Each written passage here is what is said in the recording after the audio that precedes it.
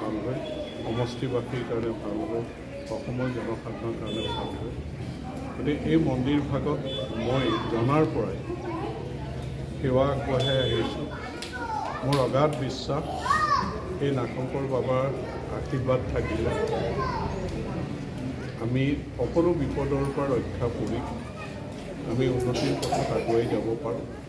আৰু জনসাধাৰণক সেৱা কৰিবৰ কাৰণে যিহেতু ৰাইজে মোক বিধায়ক হিচাপে নিৰ্বাচিত কৰিছে, গতিকে এই নাগশংকৰ দেৱালয়তে মই সেৱা লৈ ৰাইজক সেৱা কৰিবৰ কাৰণে শক্তি বিচাৰি সেৱা আগবঢ়াই বা জীৱনৰ যিকোনো লক্ষ্যত উপনীত হ'বৰ কাৰণে ইয়াত শ্ৰদ্ধা আৰু ভক্তিভাৱেৰে সেৱা আগবঢ়াই মই সদায় সফল হৈ আহিছোঁ।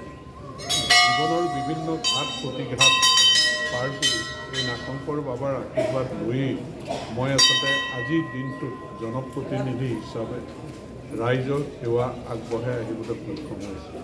গতিকে আজিৰ দিনটোতো মই প্ৰাৰ্থনা জনাইছোঁ যে মোৰ মাতৃ, ভাৰ্যা, পুত্ৰ, কন্যা সকলোৰে প্ৰতি যাতে 24 বৰ্ষটিত শুভদৃষ্টি দিয়ে নাগশংকৰ বাবাই, আৰু সমষ্টিবাসীৰ প্ৰতি শুভদৃষ্টি দিয়ে।